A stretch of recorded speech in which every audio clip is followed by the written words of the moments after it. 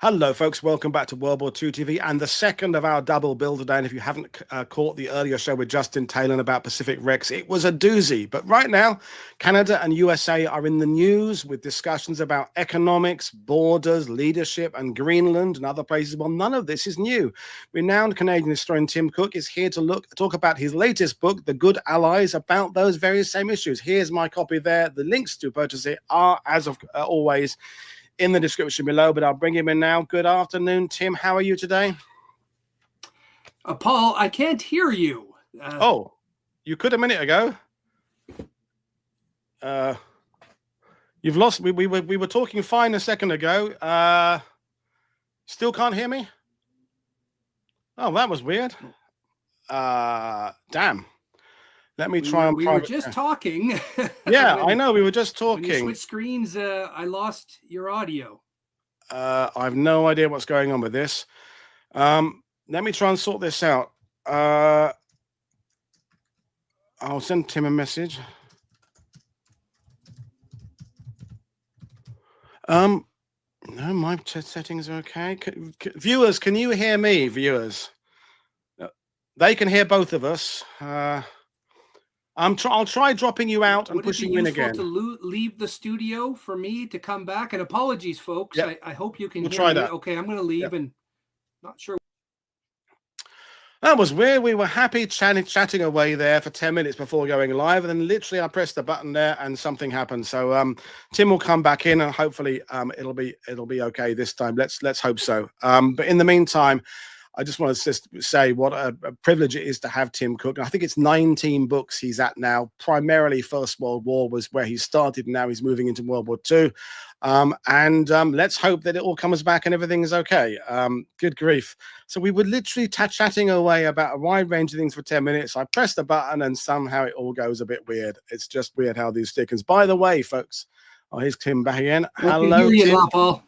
Good. We're back cooking on gas. Brilliant. So as I said in the top of the show there, very topical about what's going on there about the USA and Canada. And one of the things that your book deals with that I found fascinating is just kind of the geography of it all, because as a Brit, we say America when we sometimes mean the USA, sometimes we say North America. What constitutes North America? Because we're going to get into this later on, but we're going to talk about Greenland and Iceland and the Bering Straits and the defense of that. But North America, in terms of World War II, in terms of Canada, how would you define it? Yeah, Paul, it's a great question. And hello, everyone. And apologies about the rough start there. When I was thinking about this book, and I've written many books, one of the things that I had realized, maybe belatedly, was that we rarely talked about North American defense or hemispheric defense in our studies, in our books, in anything, right? We always assume that Canada can send these expeditionary forces abroad, fighting in Northwest Europe or Italy or the Battle of the Atlantic or our various air campaigns. But first, you have to defend North America. So it's a great question, Paul. What is it? When I was thinking about it, of course, I was thinking of the 49th parallel and Canada and the United States. But the way that defense planners were talking about it, both in Canada and the United States, were frontiers of defense. And of course, that implies a kind of defense in depth. And so Newfoundland is a key island, now, of course, a part of Canada, joining Canada in 1949, largely because of the Second World War, but a separate dominion at the time. And so that adds a complex question. Iceland and Greenland, key strategic areas, not part of North America, but certainly part of that Western hemispheric defense. And how would Canada and the United States and Britain and other nations deal with that? And then the West Coast and the Arctic or the North. These are interesting questions, almost always ignored in the history books. The West Coast, I have friends who live there. Tim, why doesn't anyone ever write about us? We faced a war too, the war against Japan, and certainly the threat there and the fear. And then, of course, the North. And so maybe, Paul, we'll have a chance to dig in a little deeper. But I think just thinking about that North American experience, which is different than the one we often think of in most of the books, some of which I've written, which is much more of a, if you think of it cross Atlantic or Yeah. transatlantic, right? Canada and the United States, and usually the relationship to Britain. But if you look north-south, very different sense of the war effort, a greater emphasis for Canada on issues of politics, diplomacy, wartime economy, wartime production. How do you work with the United States? What happens when one country's at war for almost 2 years, the other is neutral, and the list goes on and on. I think that's a great point. The fact that Canada and the USA have very different timelines in terms of the entry into World War II, and indeed different sort of reactions to what's going on in Europe and around the world generally through the 1930s. And we ought to talk about Mackenzie King, or King if you prefer, the Canadian Prime Minister this time, because he doesn't get much conversation outside of Canada, and I would argue not that much within Canada, in that the figures of Churchill and FDR and I guess Hitler and on the other side looms so large that Canada's own government somehow falls a bit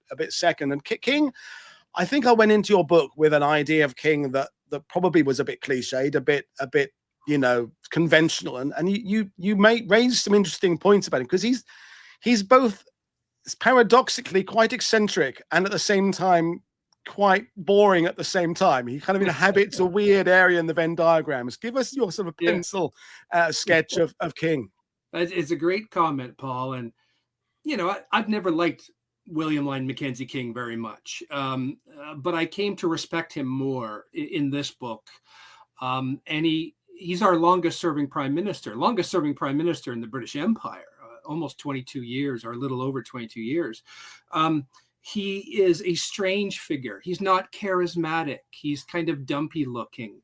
He pales in comparison to Roosevelt and Churchill. And Canadians, in fact, take greater inspiration from Roosevelt and Churchill. And yet he's our wartime leader. And you don't stay prime minister for 22 years unless you have sharp elbows and good political instincts. And he knew everybody. He had a good political sense. He was willing to sacrifice friends to keep his political career going.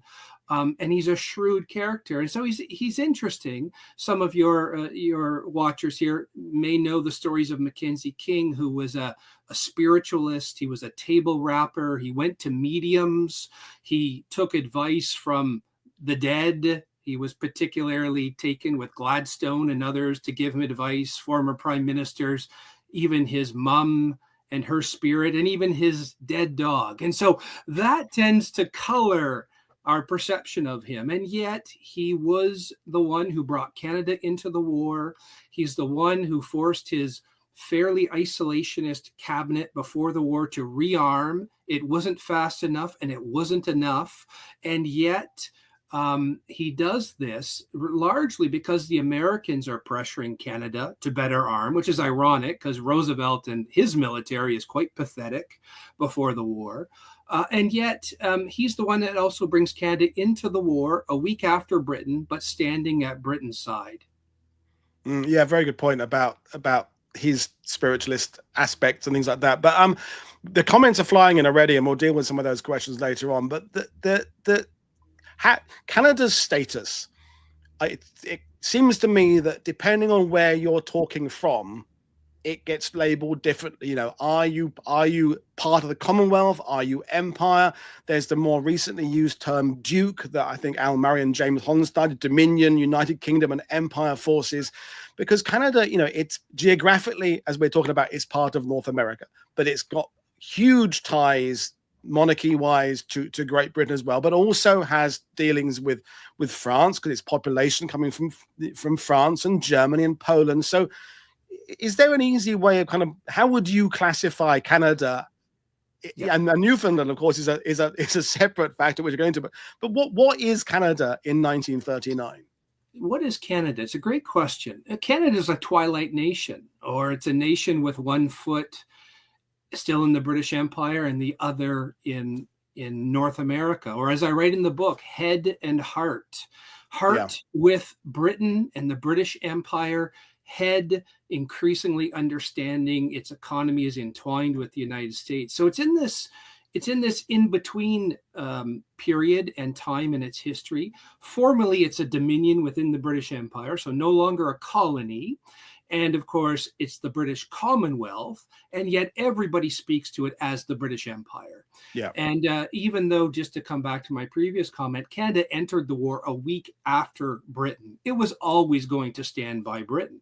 But the question is really, what's the level of commitment? Would we be sending vast expeditionary forces abroad?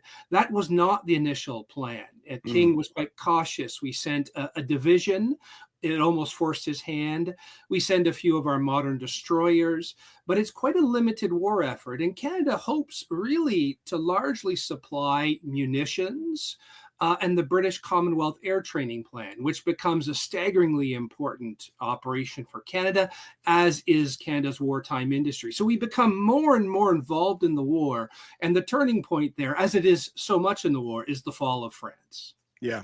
I mean, I'm glad you mentioned the fall of France, because Mike Nyberg in his great work talks about that being a pivotal moment for the US, and not just about what's happening in Europe, but South America and America's empire, so to speak, although we don't use the word empire, but America's overseas interests, shall we say, there. But Canada, say, has this different role in that it is tied to Great Britain, but not necessarily in 1939 in any immediate danger from itself. And just, we can perhaps bounce off one of the comments we got from the viewers. Great Dominion said Canada wasn't really militarily endangered by the Axis in the earliest years of the war. Not until latest 41, earliest 42 did home defense become a priority. So maybe using that as a starting point, are there kind of, in your interpretation, clear stages of what Canada's worries are, say from 1933 in some ways, with Hitler taking power, through to 39, through to the USA's involvement? Do you see these key moments in that progression? It's a great question, and Canada doesn't pay a lot of attention to Hitler until about 36 and 37. And then, of course, the world is really moving towards war, the Spanish Civil War, the Japanese aggression, and then war in China in 1937. Mussolini's aggression, and all of that. And King and the cabinet realizes by about 1938 that war is likely coming, and we begin to rearm at that point. But as one of your commenters has noted, our greatest shield is geography. We're largely protected by the Atlantic or the Pacific, and yet we do go to war and declare war against the world's great military power in Germany. And so there's very much a quiet war, the phony war. Canada has its own version of that, where we are really crash building a military, which luckily will not largely be tested until later. But our wartime economy is absolutely crucial. And I had a chance to write about that in the book. And Paul, I've written a lot on the Second World War, but it really was astonishing to see Canada's wartime production, and this may surprise some of the watchers here. Throughout the war, and really we begin to pick up by 40 and 41, and certainly 42. We produce hundreds of millions of shells. We produce 16,000 aircraft.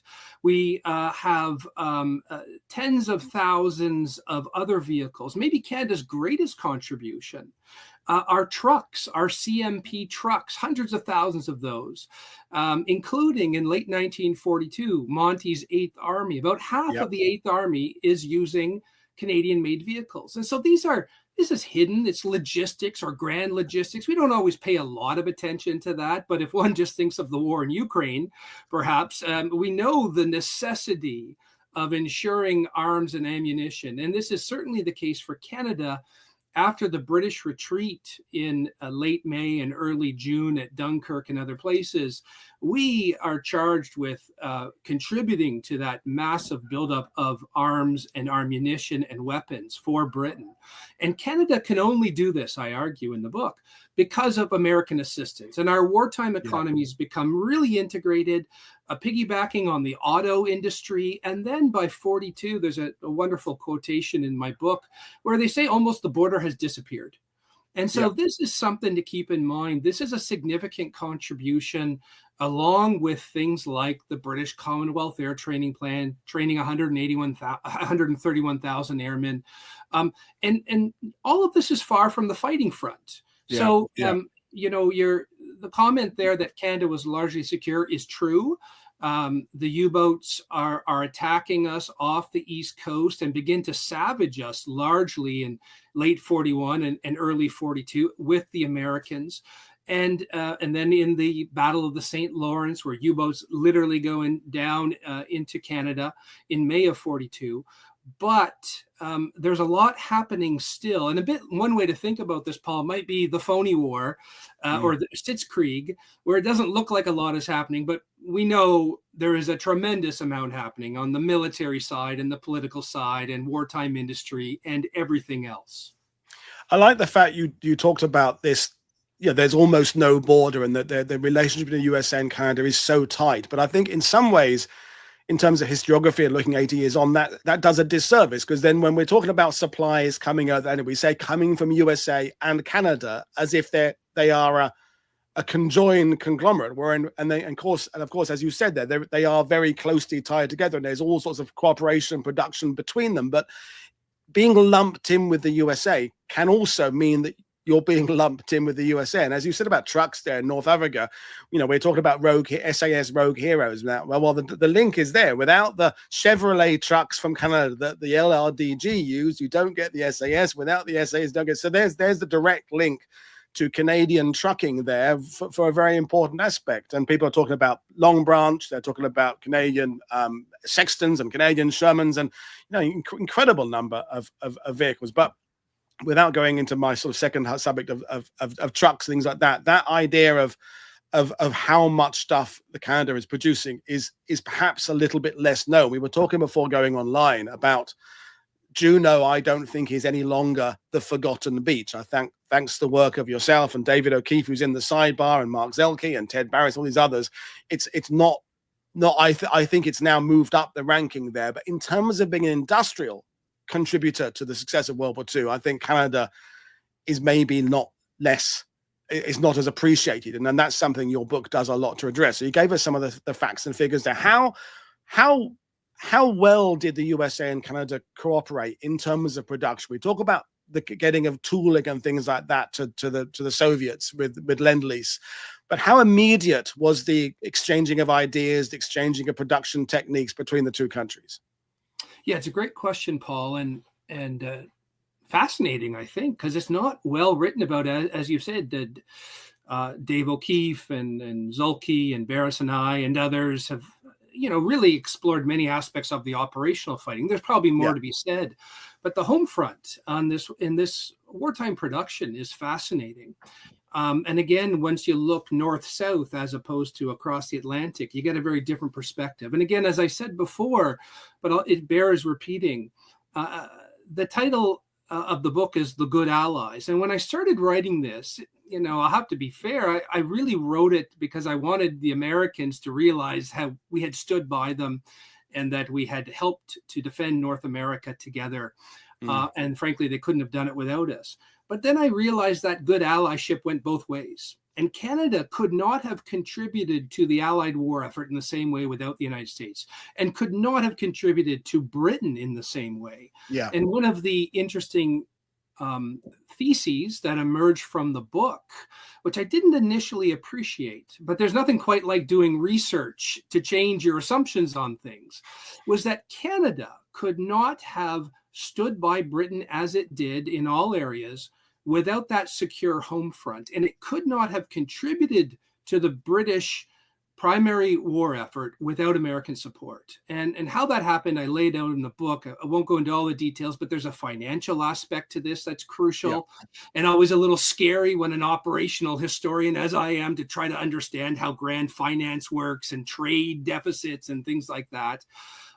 But, Lend-Lease, you mentioned that's a key thing that could have killed the Canadian wartime economy, because our wartime industry is just starting to chug forward, producing the hundreds of thousands of machine guns and Lee Enfields and Sten guns and Bren guns and shells and everything else. But if Lend-Lease goes forward as it does, and the Americans are basically allowing the British to have whatever they'd like without paying for it until later, then they're not going to buy any Canadian stuff. So that's where Mackenzie King works very closely with President Roosevelt. They have a lot of face-to-face meetings and summit diplomacy, we might call it, and they work out a good deal for Canada, which in short is that the Americans will buy as much from us as we buy from them. So it's not a beggar thy neighbor type of situation. It's support your neighbor to amplify both of the wartime economies. And there's a lot of resonance here with the world we are in today and threats of tariff barriers and stuff. And maybe we'll talk about that later. But there is a lesson in the Second World War. And one of the ones for Canada is the United States needed our raw materials. Our hydroelectricity powers much of North America. We interchange wartime raw materials. Aluminum, maybe one of the greatest contributions from Canada for all the aircraft production. And it goes on and on. So these are areas where Canada really supports the United States in its wartime industrialization and output. And of course, we benefit very much from the United States. I want to bring you to the idea of how easily King was able to galvanize the Canadian people, accepting, of course, that the Canadian people in itself means a lot of different things. But we've constantly been talking about FDR's ongoing process of getting the USA behind the war effort, when a lot of the people and even some very well-known public figures were against the war. We shouldn't get involved. Britain, of course, slightly different, because bombs started falling really quite early, which kind of tends to get people focused about the threat there. But Canada, somewhere in between, I'm guessing. It's not quite the hurdle that FDR has to overcome, but at the same time, as you said yourself, it's isolation, the geography, the events in Poland, the events in France aren't necessarily affecting directly. So how difficult, or what was the process of King and his government to get the Canadian people behind the war effort? Because I'm thinking that we have this idea that we talk about all the time, that Canada was a volunteer only nation, all of its overseas people volunteers, which kind of gives us this idea that everybody is fully in support of going there and for want of a better word, kicking Hitler's ass. But was that process as simple and straightforward as it appears to be? The short answer is no. And the other short answer is that King was very skillful in both bringing Canada into the war united, and then incrementally raising Canada's contributions to the war. And so, yes, in 1939, we're not doing much. We're raising an infantry division, and we're trying to figure out our navy and aircraft production. But important things are happening there. And of course, the challenge in Canada, which, to remind your viewers here, is about 11.5 million people, but spread out over 9,000 kilometers, at least, along the border, and countless more to the north, is to deal with French Canada, which had been badly scarred during the Great War and the conscription debates there. And so initially it's a voluntary war effort, but that changes with the fall of France in June of 1940. We have home front conscription in a limited way. We begin to throw, a second division is sent to Britain. We send garrison forces to Iceland to relieve the British there.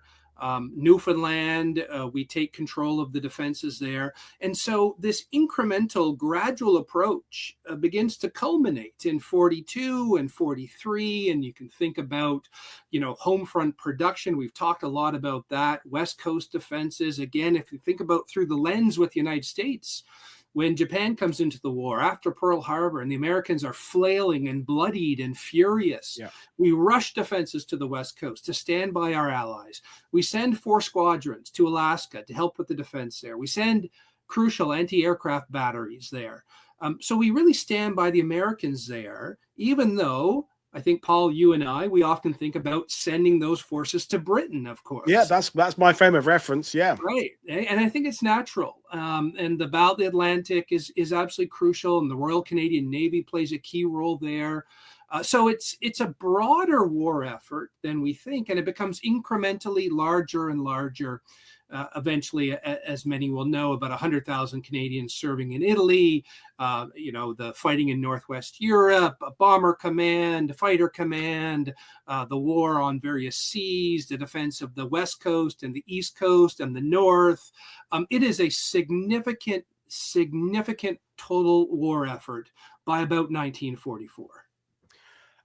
Piggybacking off this idea of Canada sending its troops to places like Iceland and Greenland, and we're going to talk about Alaska and the Alaska Highway perhaps a bit later on as well, is that we're framing things from the other point of view. We talk about, for example, Germany having how many divisions it had in Norway in 1944, that they thought that was a valid use of their troops, and we now know, well, thankfully they were there, and they weren't more in Normandy, they weren't more in Italy and Yugoslavia. But when we talk about things like this defense of the West and the East coasts of Canada, we talk about the dangers of threats from there.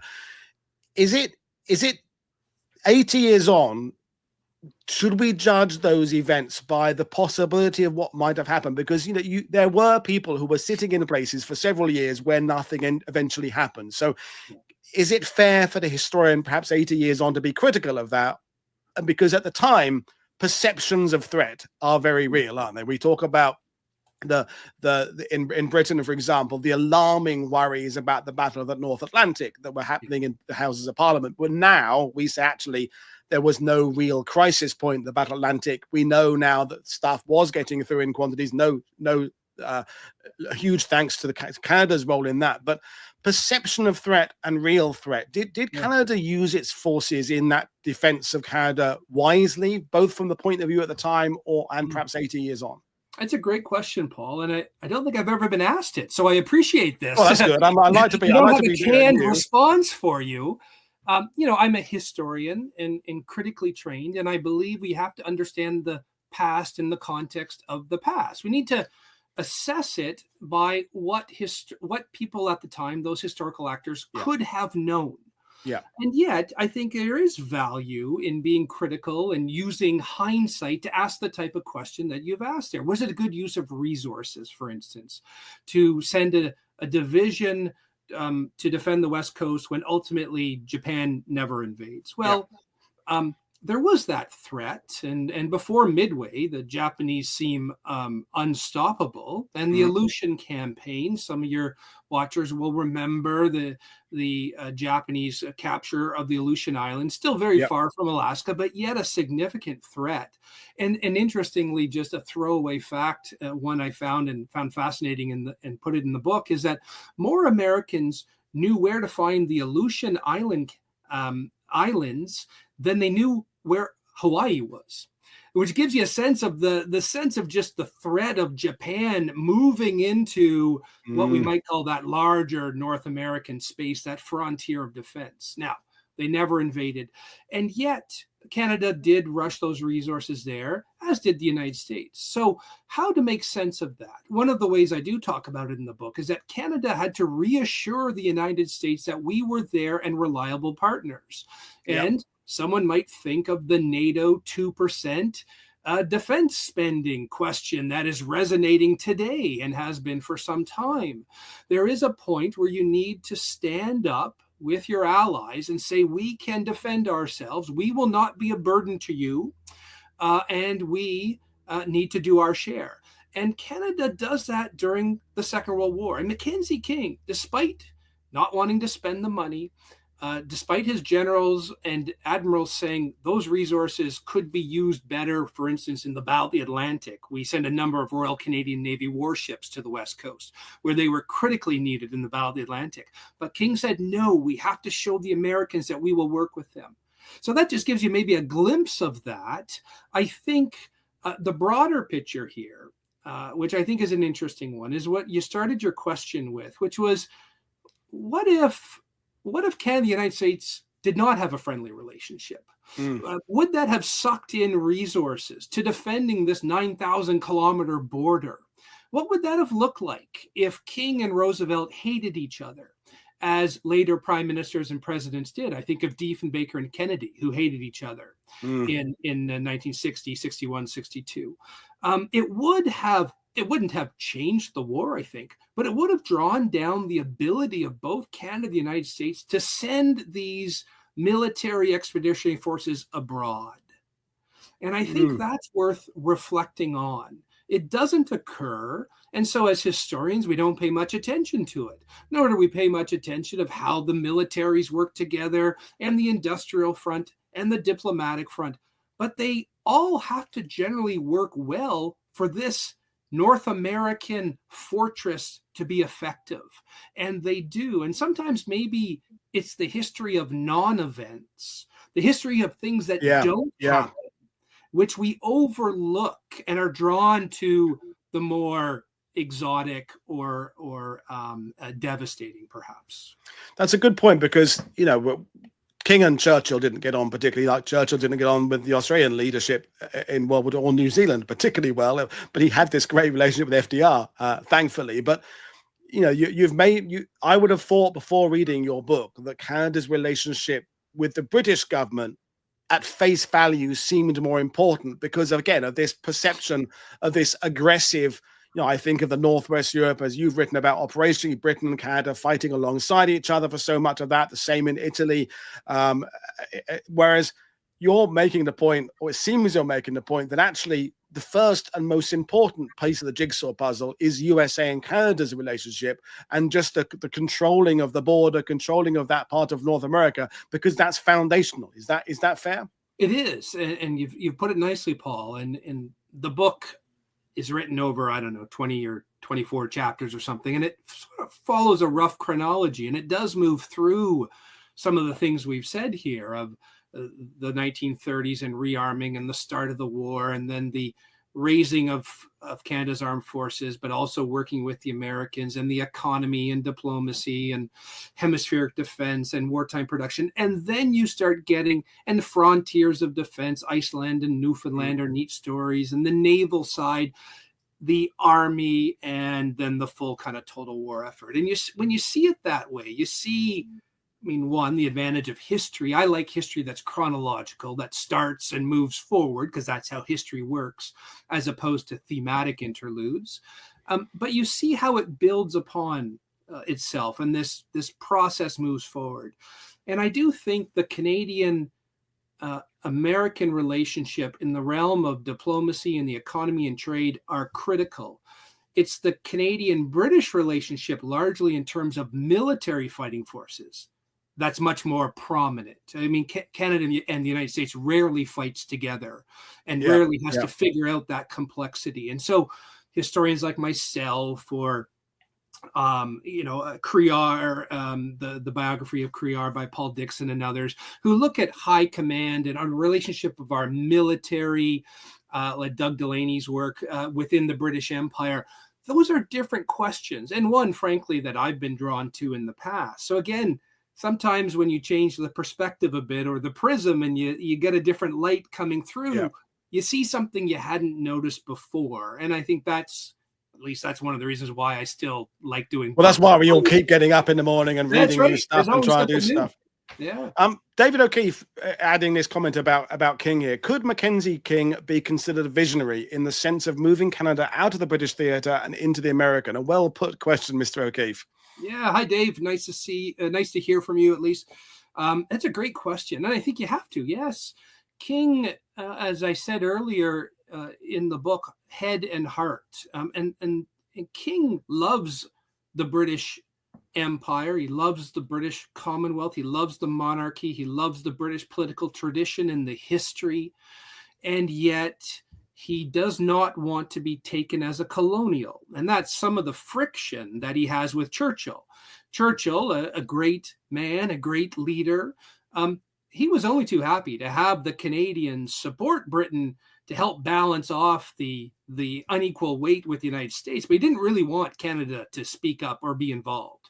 And King, for the most part, because he's not a forceful character for the most part, is willing to go with that. And so, but he also understands that Canada can't do what it needs to do in the war in supporting Britain and its own national interests unless he's tied closer to the United States. So the Second World War has many legacies for Canada, which I talk about in the book: industrialization and development of a Canadian sense of identity and symbols and turning outward and other aspects. but we become deeply tied to the United States through that wartime economy.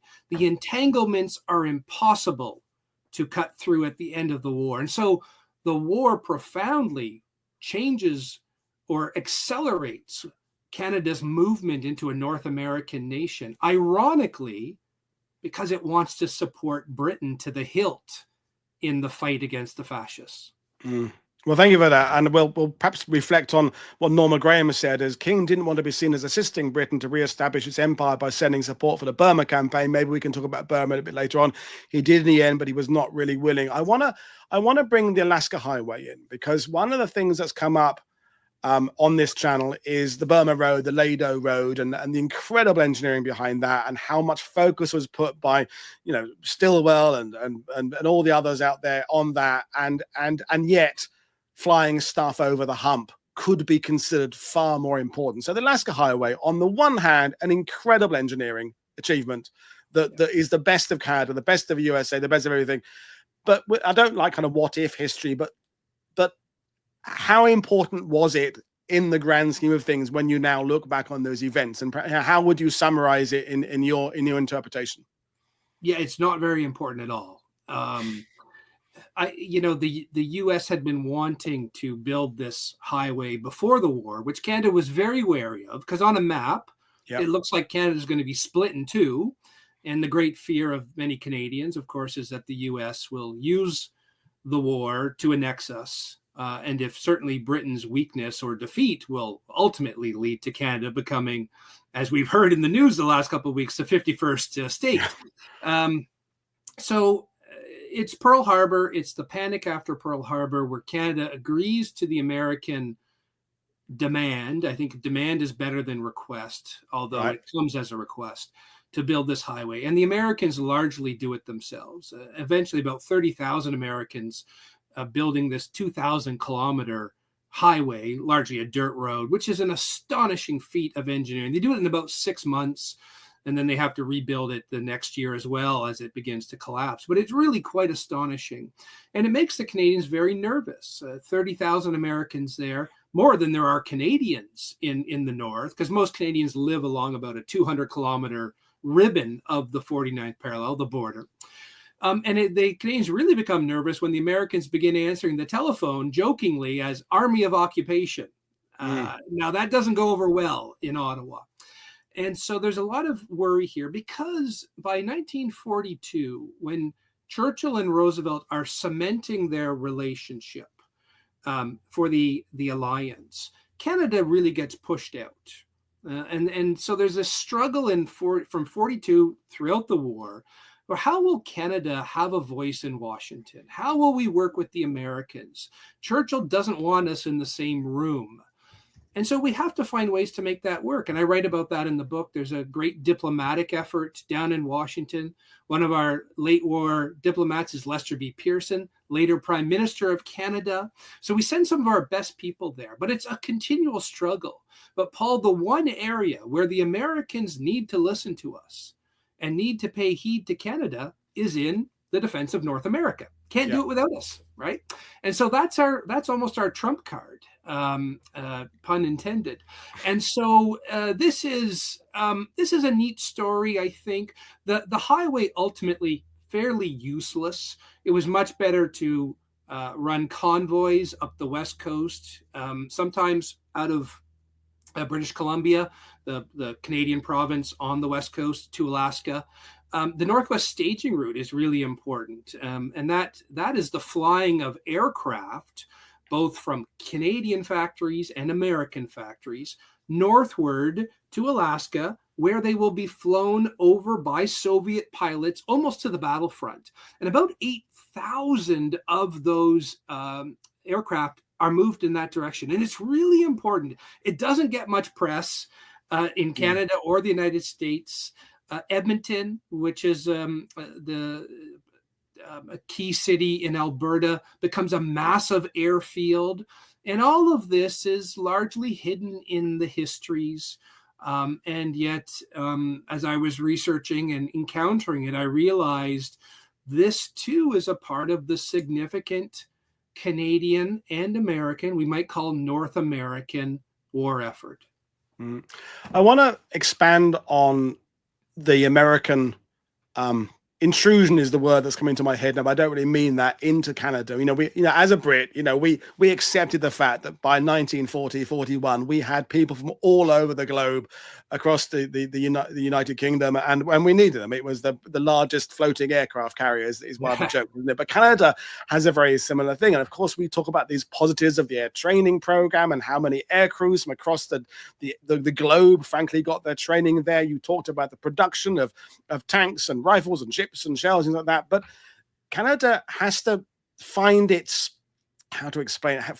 role within being a passive partner and an active partner. It's the same kind of thing that Britain has to kind of hand over the reins to the USA when you get to the middle of 1944 in Europe. It's like, we no longer can be the main player here, and we kind of reluctantly hand the reins of the proverbial wagon to the USA. Well, Canada has a similar but different kind of deal, in that you are the junior partner in some ways in terms of population, but you're the senior partner in terms of importance of geography. So how does Canada and King navigate this way of conveying to the public that that we are allies, we're not being controlled? Yeah, it's a great question. And we do it by stumbling forward. There's no blueprint for this. Yeah. Nobody has anticipated this. Canada at the start of the war is fiercely guarding its sovereignty. But by 1942, at least one diplomat writes, and I quote him in the book, where he says, "What we're letting the Americans get away with, we would never have let the British get away with." Yeah. Right? Because Canada, since Confederation in 1867, for roughly 50, 60 years, it's this continual process of gradually becoming its own grown-up nation. And that means how do you move away from British dominance? And the only thing we are thinking about with the Americans is we don't want to be them. We're proud to be a part of that British Empire, British Commonwealth. And yet the war forces all of this on Canada. So it's a complex story. There are times when we fail. There's times when Mackenzie King finds his backbone. Roosevelt several times offers to situate tens of thousands of American soldiers on Canadian soil. And King says no. Putting aside the Alaska Highway, that's a different thing. It's not largely as a temporary road. And yet this is a challenge. But King talks about it in a number of ways, as do our senior generals and senior ministers. And it is this united North American war effort. And by talking about that, things like the erasure of the border, wartime economy being connected, and all of this so that we can assist Britain and, I suppose, the Soviet Union to a lesser degree in this war effort. That's how they generally talk about it. But they are often fearful, Paul, that they've gone too far or they've bent too much in compromise. And so there are various phases of this. And one of the comments I saw there was about Burma and how King at the end, it's sort of late in the war effort, says they're trying to figure out where they want to position themselves. They want to fight with the Americans in the Pacific, even though we don't want to contribute much. And yet King draws the line really with Burma. We have a number of squadrons there flying over the hump and other aspects, as some will know. But he understands and draws the line at sort of reconstituting the British Empire in that area. And so those are some small examples. There are others in the book about where Canada begins to find its footing and how to stand up for itself as a grown-up country. And it is the Second World War that forces Canada to really grow up. And so maybe it's one of the reasons why we're still talking about it 80 years later. This isn't really covered in your book, but it came to my mind there. I mentioned Australia, New Zealand, there's India, of course, is that all these various countries are dealing with the British and the British Empire in their different ways. They've got different aspirations, different visions. And does Canada pay much attention to Australia's relationship with the UK and USA and New Zealand, or are they just kind of really concentrating on playing their own field? We don't pay a lot of attention to Australia, and I've always found that a bit strange because in the First World War, the Canadian and Australian experiences of war are almost identical, Yeah, right? pretty down the middle. Yeah, casualties are almost the same. We fight on the same battlefields at the Somme and Amiens and Passchendaele, and we often take over from each other. And there's an evolution of Canadian and Australian identity, and the digger and the Canuck and all this stuff. But really, the Second World War, it's the tyranny of geography that changes things quite a bit. And there was talk early in the war that we might send a division or some forces to assist the Australians. That gets quashed early. And one of the reasons, in fact, why we support and send forces on the West Coast, King says, is that we are a Pacific nation as much as we are an Atlantic nation. So we need to stand in the Pacific. And it's really about standing with the United States. But sort of the caveat to that is we also need to probably stand, or at least show that we might be willing to stand with Australia. But as you know, and as Australians know, there's great bitterness towards Britain in leaving it exposed. And Australia, of course, has its own similar defense relationship with the United States that emerges during the war and after the war, separate from Canada, but also no less profound. No, it's interesting because Australia had to kind of reconcile is defending Australia's interests better by basically staying near Australia and defending it, or are we best served by going, frankly, the other side of the world and doing those? And Canada, with Hong Kong and as you mentioned, Burma and Normandy, is kind of dealing with that similar horns of that same dilemma. We can do both. I mean, that's you can do both. Yeah. We can defend North America and send those expeditionary forces abroad. And on top of this, because of the Atlantic, we can send all that wartime industry to Britain in a way that Australia can't. That's true. And I think, you mentioned earlier Canada as the junior ally, without a doubt. We're the junior ally of the junior ally, right? We're the junior ally to Britain, which is the junior ally to the United States. But we are still a significant ally when you look at overall production and some of those things that we've already talked about. And it depends on which league table you're talking about. In right. Personnel wise, clearly you come a bit further down, but in raw materials you go further up. In airfields you go further up. In the Battle Atlantic you go further up. So it's all about which parameters we use to rank that table, I suppose. It is, and I suppose that's part of the interest in looking at alliance warfare. Of which, I'm not the first scholar to say this, but this is the great secret to the success is the Anglo-American alliance with the strange relationship to the Soviet Union, but also then how does, and you mentioned this before, China or India or the other dominions and certainly Canada fit into this?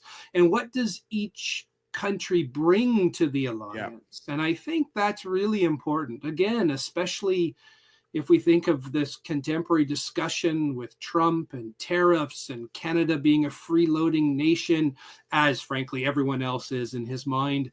And these things, it's what do you bring to this alliance? And I think certainly during the Second World War, Canada is bringing enough to have a significant impact. That isn't to say that Canada wins the war on its own. I'm not arguing that. And Paul, you wouldn't let me get away with that. But nor should I think that North American output largely just be seen as American produced stuff, somehow getting across the Atlantic and waiting for the great invasion of 44. I want to talk about the USA's view of this relationship, because you're speaking as a Canadian, I'm a Brit, we've kind of got a global audience. Obviously your book will be read by Americans. I think when you were talking to John Heckman, you were talking about you wanting it to be read by Americans as well. But has the USA investigated to its own relationship with Canada, or is it so far down the list of things they write about it just doesn't even make the top 10? I'm not sure it makes the top 10. As part of the book, great fun to read a lot on American foreign policy and alliance warfare. Canada's almost never mentioned. It's quite remarkable. Taken for granted would be the phrase, and still taken for granted. And taken for granted during the war, and our diplomats understood that. And one of the challenges of Canadians during the war is to, somewhat pathetically, there's a nice cartoon in the book of Mackenzie King as a little boy looking up at his two dads, Roosevelt and Churchill, like expectantly, like, pay attention to me. And we're still that way. That's part of the Canadian-American relationship. One of the motivating factors in writing the book, thinking about the book years ago, was to visit the wonderful and amazing World War II Museum in New Orleans. I love the museum. It's a great museum. But there's almost no references to Canada in the entire museum. And I left there thinking, as I sometimes do, blood pressure may be a little higher than it should be, but thinking, okay, it's not really up to the Americans to understand the Canadian story. It's up to Canadians to tell this story. And we've talked about this before. And my book, The Fight for History, was about that in 2020, where we in Canada did a pretty lousy job in telling our war stories. It's changed, and we've talked a bit about that. Yeah. But it's really only been about the last 25 years. And it's a continual struggle, I think. And so the book was written, I hoped that some American friends would read it, like Nyberg and other, academics like that. And maybe, who knows, that others may engage with it. I write in literary nonfiction. So I try to write for a broader audience. I do a lot of research, as anyone will know from looking at footnotes. I've read a lot, but I try to write in an engaging way so I can reach beyond just the academics or the experts. Yeah. So we'll see. Books, as you know, Paul, often take some time to seed and to see how they grow. emerge. Yeah. And so we'll see where that goes. But I don't expect the next occupant of the White House to be walking around with Tim Cook's The Good Ally. Well, you never know. Who knows? Yeah, who knows? We when we talk about the British and American relationship, which I've done this channel, personally, my feeling is the low spot is around Operation Torch. I think that's when aspirations, how to win a war, that's when I think that the FDR Churchill relationship is perhaps at its most strained. Your book is called The Good Allies. It was obviously a productive relationship that both countries came out on the winning side. You share a border, you still share a border. Were there any low points that were significant between the USA and Canada in World War II? Big ones, or was it all just kind of minor ripples? That's a great question. It's largely minor ripples. Largely nothing catastrophic, because Canada, I think, stands up for itself when it has to. It has red lines in the sand, and those shift. But sovereignty is really a key one. And even then, as we've talked about with the Alaska Highway, we bend there. Some of those questions of control of armed forces are largely questions that Canada has with Britain. So that's a different discussion, somewhat peripheral to our discussion.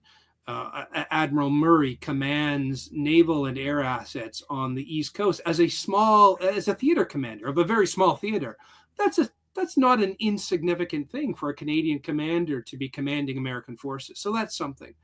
Torch is an interesting example that you've brought forward, because one of the things I knew about but had kind of forgotten, but it comes out in this book, is that Canada contributed 17 corvettes to the Torch landings in North Africa.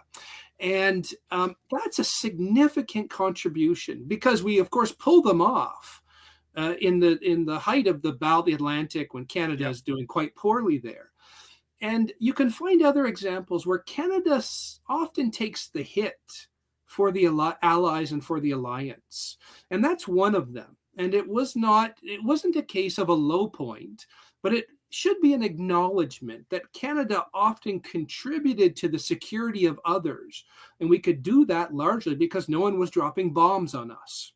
Yeah. And the threat of invasion was not there after a certain point. And again, it comes back to the larger thesis of the secure North America.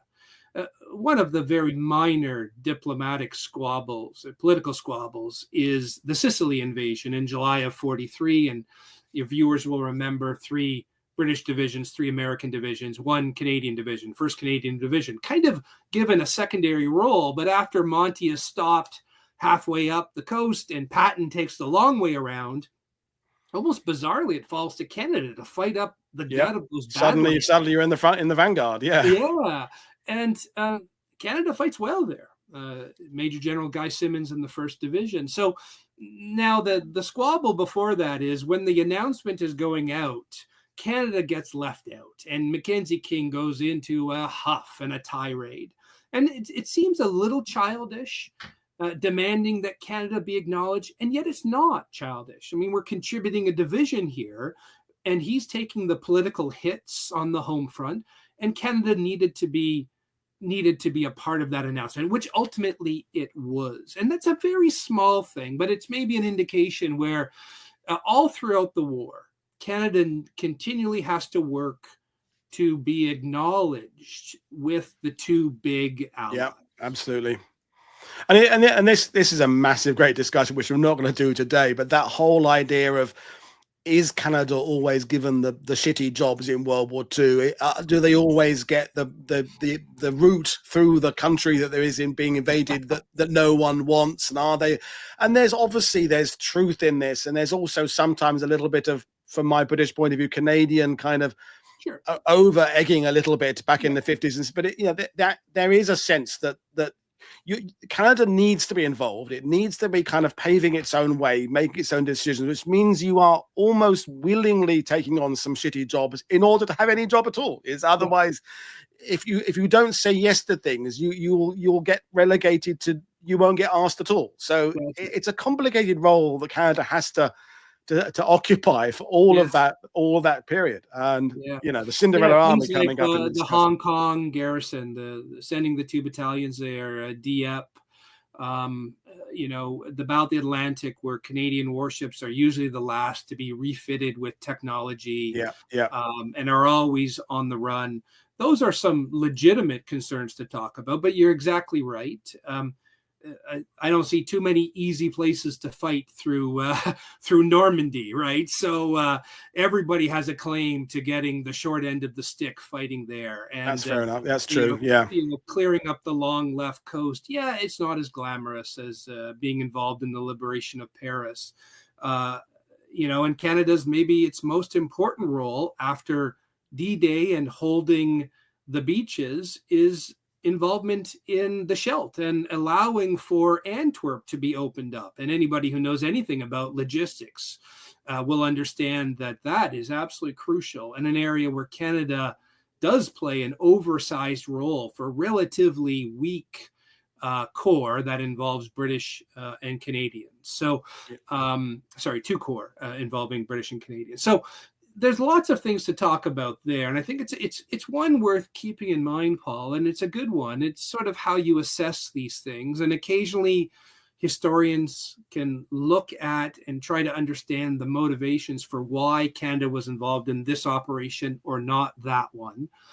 But I would suggest with my book, to look at Canada's contribution, we need to look at more than 5 infantry divisions and 2 armored brigades. We need to look at more than 400 warships. We need to look at more than 6 group and bomber command. We need to look at that home front contribution. And again, maybe as you have nicely said, to think about, okay, what was India's munitions contribution, or Australia in terms of tanks and trucks and others? And I don't know, but I suspect not a lot of that is going to as part of the Overlord, for instance. Well, this is where it comes down to that, the oversimplification of understanding things, is that, as you said yourself, we can look at the national divide of troops in North Africa, for example, in 1942, but we don't look at where the trucks are produced, where the rifles were made, how many of the pilots in numerous air forces around the world got their training in Canada. So does that count as Canada's contribution? Well, of course it does, but it doesn't necessarily come in. We're back to how we rate the league tables again. I think, this idea of just measuring Canada's contribution by there's a division there, there's a squadron there of Canadian only is only one part of the picture, and it's not a complete part of the picture. And this, your book has allowed us to open up the idea of what a country's contribution is by using Canada as the example. I would love to see an Australian scholar do a similar thing about Australia's relationship with perhaps the USA and UK and New Zealand, and as we said, India and the other countries. But there's a few particular questions that have come in, that specific ones I'd like to hone in on. So Ian is asking, did Canada help with Lend-Lease via the west coast to the USSR? Yes. Yeah. We sent about $150 million of aid to Soviet Union, which is not insignificant for Canada.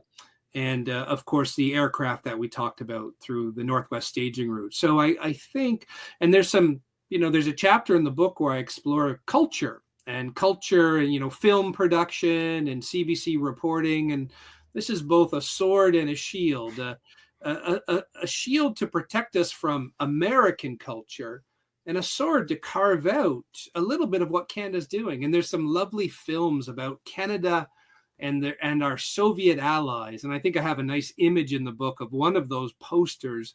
You can probably find it online at the National Film Board, which is Canada's national film board. If you're ever interested, just to see the language of how they talk about our Soviet allies. Yeah, no, I remember that cartoon from the book.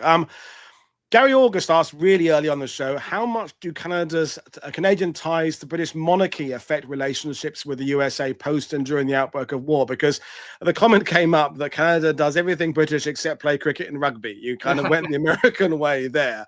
But this it sounds like a not particularly important question, but of course it does tie back to, like what I was saying about torch and empire and aspirations, because going back to FDR and Churchill, they have very different visions of the future and what constitutes being part of the quote unquote British Empire. But the monarchy is something that Americans, in a sense, struggle to understand that the whole concept of a monarchy. So did the fact that Canada has a royal family, albeit kind of indirectly, have any effect on the relationship? Oh, yeah. No, it's critical. It's a great question. And it's our king. Yeah. It still is today. We've got a king and a prime ministerial king, just to complicate matters. That's You've got a king and a king. Yeah. So there's a great story I talk about in the book. I talk about 1st Special Service Force, the Devil's Brigade, and many people remember that film, which talked to veterans when they were alive, saying, well, we remember it differently. And of course, it's a much more integrated force. But there was one great anecdote from a veteran who said, we spent a lot of our opening period when we were with the Americans telling them about the monarchy and not to make fun of the king. And we learned from the Americans that they didn't like being called Yanks, certainly the Southern ones, right? Yankees and all that.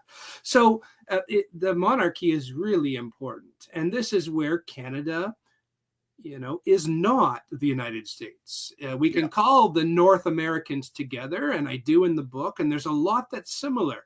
But the monarchy distinguishes us. It distinguished us in 1943, and it distinguishes us in 2025. No, that's a very good point. And as we kind of begin to bring things to an end now, I mean, you talked about, kind of some of your hopes for the books and things like that. But in Canada's place in World War II, as I said earlier, I no longer believe that Juno is the forgotten beach. There have been some amazing Canadian historians doing some incredible work there.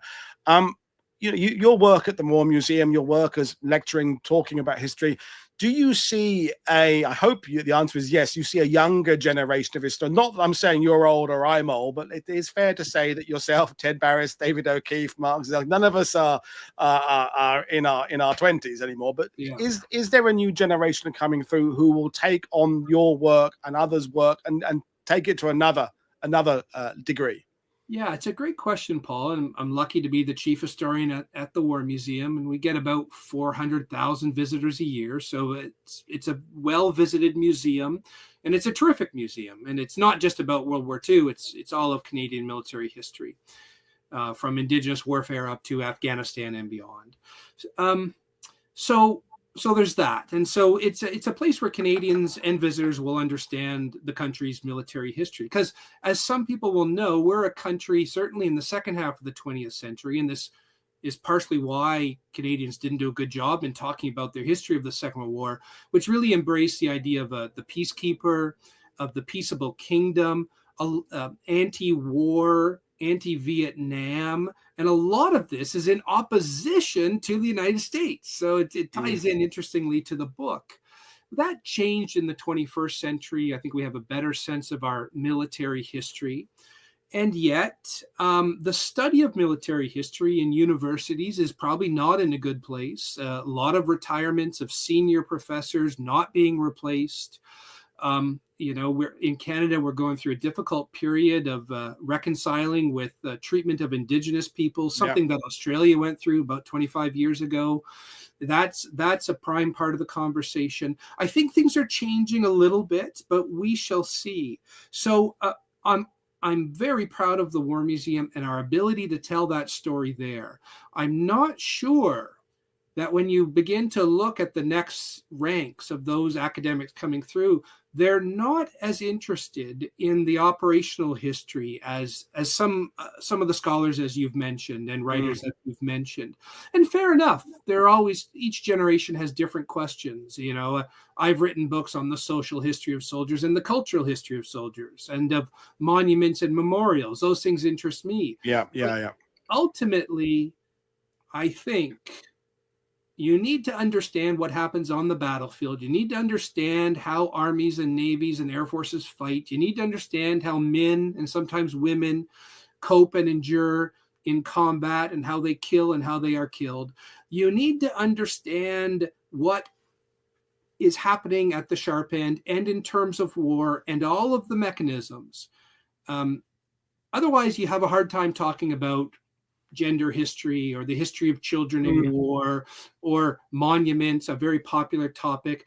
You can't, if you want to talk about monuments, you better have a sense of what you are memorializing. Yeah. And so there is, I think, a bit of a disconnect there. And I don't think it's unique to Canada. I think it's happening in Britain and in other countries as well. And so it's one of the reasons, Paul, thank you for this conversation and keeping this conversation going.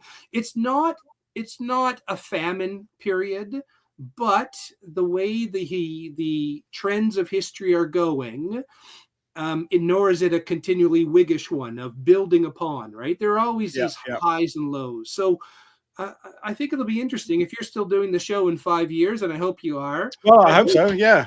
I hope because maybe as we're looking at the plight of indigenous people and gender and things like that, is that maybe we need to go through kind of a buffer zone of going through history from that starting point, whereas my generation's starting point was films, TVs, and shows and comics to some extent, and one of the things I think we talked about last time, we talked about a lot, is that Dieppe hangs as a Gordian knot over everything that's Canadian history. The Valor and the Horror TV show hangs over everything, and maybe a new generation of historians won't come through, perhaps burdened by some of these very Canadian specific, not problems, but issues that have to be the elephant in the room of Dieppe, which can't ever not be an elephant in the room. But maybe we can paint it the same color as the wall so it disappears into the background a bit. I don't know, because they loom large, don't they? You've written about that, and repeatedly. They still do. And I don't despair. I hope I didn't give that sense. I am positive. I am optimistic by nature and also by what I see. And Canadians want to know their history. I'll pose an interesting question back to you. Since you've asked me a lot, but what will happen when we lose our last veteran? We're down to about 10,000 in Canada from the 1.1 million. How will that change our engagement with this history when everyone is gone? And I think that'll be an interesting question for people like us to grapple with. It won't be anytime soon because the outliers will keep going till 110 or something. But that will change things. And I think we should be prepared as a group to think about that and what that might mean. I don't know if you have thoughts on that. I have a little thought, and some of it's positive and some of it's negative. And I think one of the things I didn't predict necessarily, but it kind of makes sense, is that I didn't necessarily know that the torch would be passed on from the veterans to the next of kin of veterans. I kind of thought it would go sideways to historians, and I'm not so sure that it will. I'm seeing that now program makers want to speak to the sons and daughters of veterans. I have nothing against that. I think that's can be a very good avenue, except they need to kind of understand the framework of what it is they're talking about. Because I'm hearing children of veterans coming on who are sharing a kind of a pop culture version of history. They've part remembered what dad or mum said. They've added bits and pieces from TV show. And I stand in my hand over my mouth, go, oh my God, what's being said? And I hope that in the replacement of the veterans era, historians are brought into the mix to replace them, and it doesn't just go to next of kin. Because, and I'm not saying that next of kin don't have an important voice. We've got Henry Sledge coming on in a couple of weeks' time, whose father Eugene Sledge wrote With the Old Breed, and Henry's done a fantastic job, in a sense, placing his father's book in a 21st century context, and what can we learn from it. So he's doing incredible work, but I have a little bit of worries about people just turning to next of kin as if they are somehow the solution. I don't know whether you have a reaction to that. Yeah, I think it's a great comment, and yes, it is, and it is a little bit of a two-edged sword, isn't it? I see in Canada that the descendants of the next of kin, they're the ones who are driving a lot of this interest and inquiry now. Yeah, and that's a good thing. The downside is the one that you've spoken to, where we're getting half remembered truths and rehashed versions of Saving Private Ryan or so that's a danger. So maybe if we were to end this on an optimistic note, there will still be interest in stories and discussions like this. There will still be perhaps an appetite for serious books to engage with the past that then contribute to these important conversations that I know you do not want to let die, and neither do I. And so I'm optimistic that when the last veteran in Canada or Britain passes away in 2035 or 32 or 28 or whatever that date is, that the history doesn't just disappear. That I think definitely. It will continue to resonate. Well, I want to add with us some final comments from Mike Bechtold, who is another governor of Canadian history I should have mentioned early on, Ben. He's saying, I have a sense that the grandchildren of veterans are much more interested in their stories than the children were. And to add to that, I think they're the ones, it's a sweeping generalization, that do the background work. I think it's the children of veterans who in themselves can be in their 70s and late 60s now. They're the ones who kind of maybe take things on at that hearsay, that's what dad told me, whereas the grandchildren are the ones, I'm seeing that in them, who have downloaded the PDF of the war diary. They're the ones who've gone on Google Earth and they've followed the regimental operational route through Europe. So perhaps it's the grandchildren will be the great hope, rather than necessarily the children.